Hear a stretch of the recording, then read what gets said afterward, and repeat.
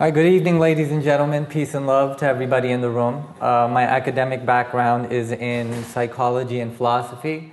And for those of you who were here at SkeptiCamp DC last year, I'm also interested in spirituality, but not in the magical sense, more of an experiential form of expression rather than believing in ghosts and goblins and whatnot.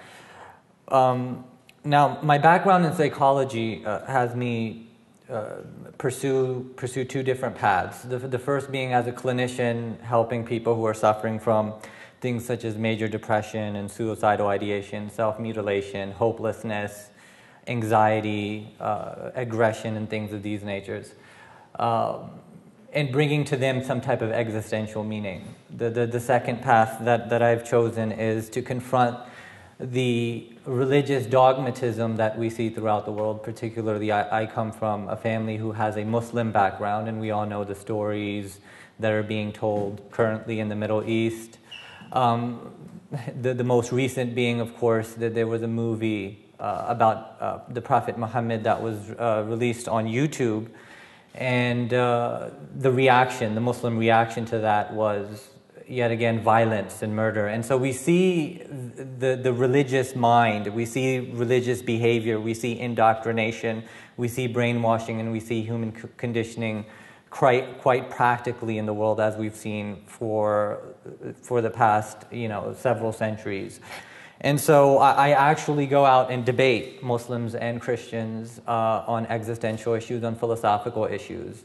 And for example, I have two debates with an evangelical Christian coming up at Rutgers and at NYU in October on some philosophical matters such as the problem of evil. That if God exists, then why does evil exist? If he is all-powerful and all-loving, then why evil? Which is a topic that goes way back to Greek philosophers such as Epicurus. Now, the topic that I'm discussing with you guys today has to do with cultural trends, specifically modernism and postmodernism, and the cultural trends that we're seeing that really have risen due to skepticism. Post the Enlightenment period, we have surfaced in the late 1800s to the mid-1900s what we call modernism, which is a skepticism towards absolute truth claims, specifically pertaining to revelation. Before, traditionalists would say that we can make absolute truth claims through religious scriptures and what we deem as divine revelation. What modernists would say is that we can make absolute truth claims according to reason and empiricism, not revelation. And now we're beginning to see a new trend, what's known as postmodernism. And what postmodernism says is that truth is relative, that reason and rationality and science cannot grasp the ultimate truths, and so therefore truth is relative. And so you have this message of relativism that is being expressed throughout culture. And that's what these cultural movements do. They're not only philosophical, they don't not only express themselves through philosophy, but they express themselves through fashion and art and architecture and politics and so on. And so we have this strong movement towards relativism in today's culture. And what I want to do is I want to kind of synchronize the modernist view and the postmodernist view. Because the reality of the situation is that truth is not relative. If we can use reason and science to make absolute truth claims. Gravity is not a version of the truth, it is the truth. And so this is where postmodernism kind of fails in that it tries to say that no matter what, everything is relative, even our perceptions of scientific facts are relative. And that is true to an extent. And here's what psychology has to say. Psychology says that there is a level of determinism. In other words, that each and every one of us are born in specific circumstances, and we have absolutely no choice or control over these circumstances. So if you were born in the 1930s in Nazi Germany, the likelihood of you behaving according to that social construct and that psychological conditioning is great. And so, because you have no choice over whether you would be male or female, what part of the world you would be born in, what time period you would be born in, what genes you would inherit, what brain chemistry that you have, that if you were hypothetically born as Adolf Hitler, you would have done everything that he did. This is what determinism says, and this is what scientists and philosophers are also arguing today. And now this has huge ramifications in terms of criminal justice. Because if you were born as the Jeffrey Dahmers of the world, or if you were born as a rapist or a murderer, then what determinism says is that that it's inevitable for you to behave in this way. That it's inevitable for you to end up committing the crimes that you would in those circumstances if you were born with those right specific circumstances. And so relativism and postmodernism, where it plays into this picture, is that it's not an issue of truth being relative. It's an issue of truth being perceived relatively. There's a difference. So, for example, either there is a God or there isn't a God, but that is perceived differently according to our psychological conditioning, brainwashing, indoctrination, and so on. And this goes actually into neuroplasticity, meaning that our brain changes physiologically according to external stimuli that we experience throughout human development. Now, in terms of criminal justice, we have Joshua Green and Jonathan Cohen publishing a paper entitled "For Law, Neuroscience Changes Nothing and Yet Everything." And what this paper does is that it puts into perspective all of the realities of determinism, the realities and the circumstances that make us do the things that we would. Now, I want to before I go further, I want to put forward the philosophical definition of what determinism is. The philosophical definition of determinism says that the current set of affairs has antecedent causal factors. That's all that determinism says. And so what this means is if you are a murderer who is about to kill somebody, or if you're a rapist who is about to rape somebody, that this has antecedent causal factors to it. And it could be a plethora of reasons. It could involve brain chemistry, it could involve genetics, it could involve traumatic experiences in childhood and so on. But there are causal factors beyond your control, beyond your choice spectrum, that are causing you to behave this way. And so what this looks to do, perhaps in the postmodern world, is to change the criminal justice system almost entirely, where instead of retribution, we have consequentialism, according to Green and Cohen.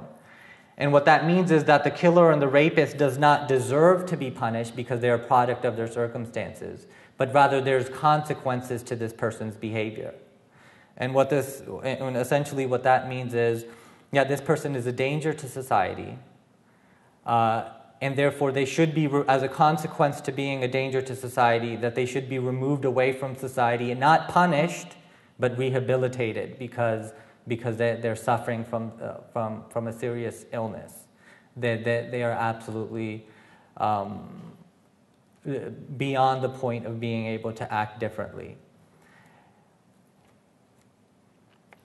And so here is where the relativism within postmodernism does surface in a postmodern world, whereas a modernist would want the retribution model, would want the person to be punished for behaviors that seemingly were in their control, as it was thought at one point. Now, beyond this, Jean-Francois Lyotard is the author of The Postmodern Condition, and he defines postmodernism as an incredulity towards meta-narratives. And what this means is that this is a strong skepticism towards any worldview, any grand narrative, any grand story of the world and how it is. And therefore, if anybody comes to you and says, this is it, this is reality, that you should be skeptical of it. Now, Now again, the problems with this is that it doesn't include rationalism, empiricism. And a matter of fact, it's skeptical of even rationalism and empiricism. So if we say something about reality, let's say evolution, for example, that the postmodernist worldview would be skeptical of it as well. It would say that, okay, even if you have these facts, there is a person can perceive this differently. And that's true psychologically speaking. If I'm a Christian, if I'm brought up as a Christian, if I'm indoctrinated with the Christian worldview, that not only has an impact on me psychologically, but it has an impact on the physiological structure of my brain as well. And so when I read this evidence for evolution, for example, I'm going to inevitably perceive it differently than a person who was conditioned otherwise. And so the reality of the situation is coming through psychology, psychiatry, and neuroscience. And what this should help us do is to help us at least be empathetic towards other worldviews. At least it should help us be empathetic towards other worldviews and understand where they are coming from and why it is difficult for them to perceive reality as we do.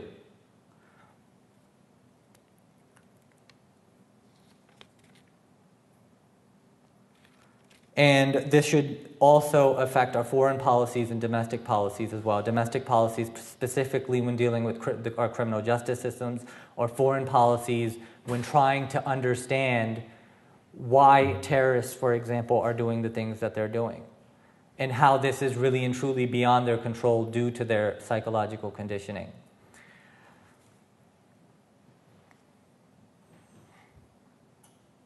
Now, this is an issue that I came to appreciate as I went through my own indoctrination. I was brought up as a Muslim. I had an attachment to my theological premises growing up. I had positive experiences going to the spiritual communities with my parents. I loved my parents. I saw how inspired they were by their religious congregation. So I had an emotional attachment to their ideology. But as I experienced diversity and plurality in America, I also fell in love with many other worldviews, or people who had other worldviews, should I say. And it was difficult for me to fathom that these people, because they disagreed with me, deserve to be tortured in hellfire, where their skin is burned off and replaced with new skin, endlessly, as the Quran would say.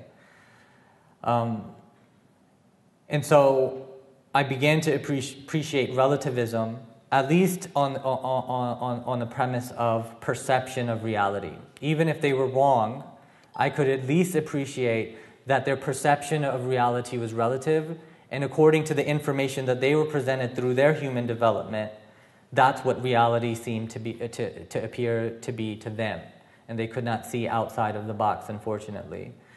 And perhaps the solution to this is education. It is exposure to diversity and plurality. It is social progression. But despite that, we should still find in ourselves an ability to empathize with those who we disagree with, knowing that they see reality through a different lens than ourselves.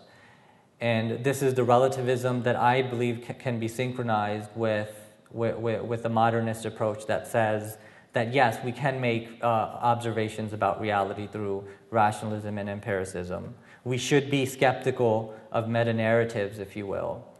But we can at least appreciate the micro-narratives, which Lyotard talks about. The micro-narratives, and a micro-narrative is, again, a subjective perception of a meta-narrative that is, or a hypothetical meta-narrative that is being taught. And a meta-narrative is a grand story of what reality is. And there's many meta-narratives that are out there. So with that, I would like to conclude and open up for any questions.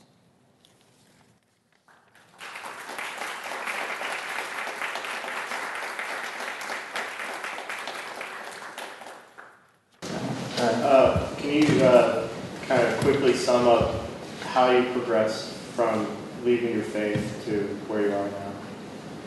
Well, again, the reality that hit me was that my religion taught me that people who disagree with me, or people who do not believe what I believe, deserve to go to hell, where they would be literally tortured. And that was a reality perhaps through my experiences with diversity and plurality, that I just could not swallow. And so, and on top of that, there are other issues of obviously being brought up in the United States of America. I was exposed to rationalism and empiricism, and I couldn't deny the realities of those two. I do believe that reason works, and that empiricism in the scientific method works to provide us concrete evidence, absolute truths in a modernist sense about reality that was contradictory to what the theological dogma I was being indoctrinated with was presenting. Go ahead.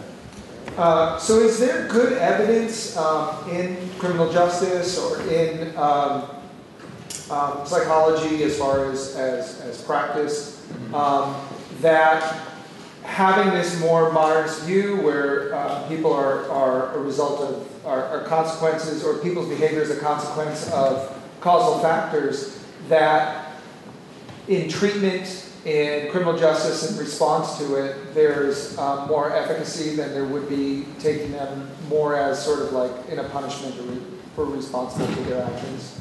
And repeat the question so that it goes out here. I mean, there's an ongoing movement that's heading in that direction, and the evidence is piling up.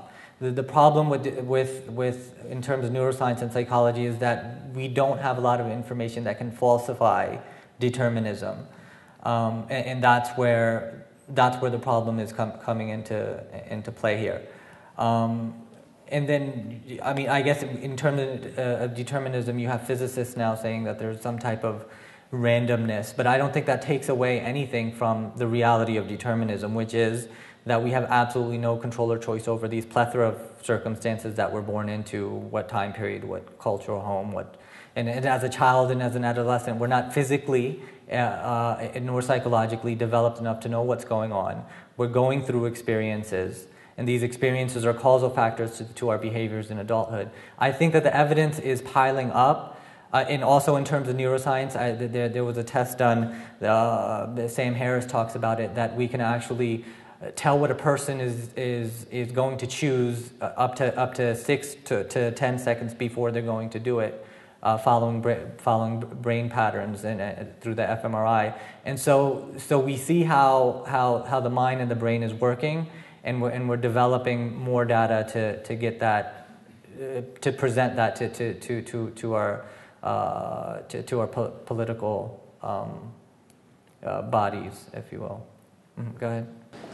Is determinism mutually exclusive with free will? Well, the big question is, what is free will? And can we define free will in an empirical sense? And we can't. That's the reality situation, is that free will is thought of as an illusion in an empirical sense. Based on the evidence that we have, we see causal factors that determine behavior. And so therefore, what is free will? That's something that has to be defined and empirically looked at. Now, there's compatibilists. For example, Daniel Dennett is a compatibilist that says that despite determinism being true, all of these factors are true, that we don't have any control or choice over. Human behavior is causally determined in this way, but yet we can be. Daniel Dennett would say that free will is compatible with it because we can avoid certain things. That certain things are evitable, and that we are agents that are able to avoid certain circumstances given our nature. And so there will be philosophers who will argue compatibilism. Mm-hmm. This is just sort of a comment. When we live in a culture that already often blames women for rape, and I think when you go in with an attitude that says that we need to have more sympathy for rapists and say that it's sort of a mental illness, or that they need to be pitied, or that they have sort of something, that it's some sort of like illness with them, I think it takes even more blame away from them, and it even makes it more seem like, oh, they couldn't help what they were doing, they just did what they had to, and it is very psychologically negative for the victims of rapists. And it seemed like rape victims were pretty much ignored in that scenario. Mm-hmm. No, victims in general, will seem to be ignored in this scenario, right? When I said, for example, that Adolf Hitler, if you were born as Adolf Hitler, with his brain chemistry, his genetic mix-ups, his childhood, his upbringing, and his environment, and his time period, and the plethora of other circumstances that caused his behavior, that the victims, what about the victims, even in that situation, or in the situation of rape? It's unfortunate, absolutely unfortunate, that the victims have to go through what they go through, but that doesn't take away the reality that these people, that these criminals, who are absolutely a danger to society, that there should be consequences to their behavior. But the scenario, that's the most that you can say about it, given the facts, is that it's just unfortunate that the victims have to go through what they have to go through. Well, in the situation with Hitler, you're essentially saying, if you were Hitler, would you be Hitler? In the situation where you're talking about rapists, you're essentially saying, how do we change things? How do we stop this? And one of the questions that's talked a lot about in feminism and in the critique of rape culture is, how do we change the culture to stop rape from happening? And one of the problems is a lack of understanding of rape culture, and take away more blame from the issue and more responsibility doesn't seem like it would address those issues. I mean, I still think that you should put a certain blame on the behavior, but you can't take away the reality that it's induced by it's caused by different factors in that person too. Well, all that I'm saying is that the situation is unfortunate, but the person who is doing the rape would be considered sick. There are reasons why that person is behaving the way that they are, and I mean that's the way that it has to be looked at. Is that it's just unfortunate. I think that we can reach out to victims, and that we can reach out to the rapists themselves, who were probably victims to a lot of different circumstances in a different way. The situation is unfortunate, and there may be better ways to brainstorm how we deal with it in terms of criminal justice. But if they're wired for this, and just from the genetic elements and the environmental elements, how could they be rehabilitated? Because if they are that way, then giving them counseling or what have you, probably. I mean, there's neuroplasticity, like you said, but if that's who they are and that's just who they are, how would anything other than keeping them out of society be a fix? Right, and these are things that we are brainstorming currently, and the only solutions that we've come up is that you would isolate them from society, and the idea is not to punish them, not to put them in a cage where they're going to be shanked and raped themselves as put in as caged animals, but they're put into rehabilitation facilities instead, where they receive a lifetime worth of therapy and medication that hopefully affects their in terms of neuroplasticity, affects them. That's the best that we can do at this point, given our technology. I get a sense there might be a little bit of misunderstanding of what you're trying to say. I'm going to try to reframe it and please tell me if I'm wrong. Okay. I think what you're trying to say is that the science right now is taking us to a point that we think there are causal factors as to why rapists or murderers engage in those behaviors. You're not trying to say that they deserve sympathy, that you're trying to say there needs to be an understanding of what those causal factors, actual biological, scientifically provable factors are that lead to that, and that we're hoping that the science will, it's not there yet, but the science will give us more evidence as to how we can actually, one, change those behaviors so those people don't engage in those again in the future, and two, even further down the road, hopefully get to a point where we can identify those risk factors and address them in some way so that we minimize the potential of people engaging with those acts in society in the future. Is That's precisely the case. And I use the word empathy and not sympathy, and there's a difference. Empathy simply means to understand why this individual is acting the way that they're acting, whether it's a terrorist in the Middle East or whether it's a rapist in America. Sorry, go ahead. I just wanted to contribute to what Anne-Marie was saying about the culture of victim blaming or whatever, and just to clarify what you're saying is that culture in society, victim blaming would be one of the factors that would maybe contribute to the rapist's actions. So, you know, if the feminist movement or whatever would continue its efforts to eliminate that, then that would be one less factor that would maybe eliminate some of those instances. I mean, also, just because someone is doing a behavior because of causal influences doesn't mean you can label it a sickness. Like, there are people out there who are assholes, but we can't label it a sickness just because the causal influences turn them into an asshole.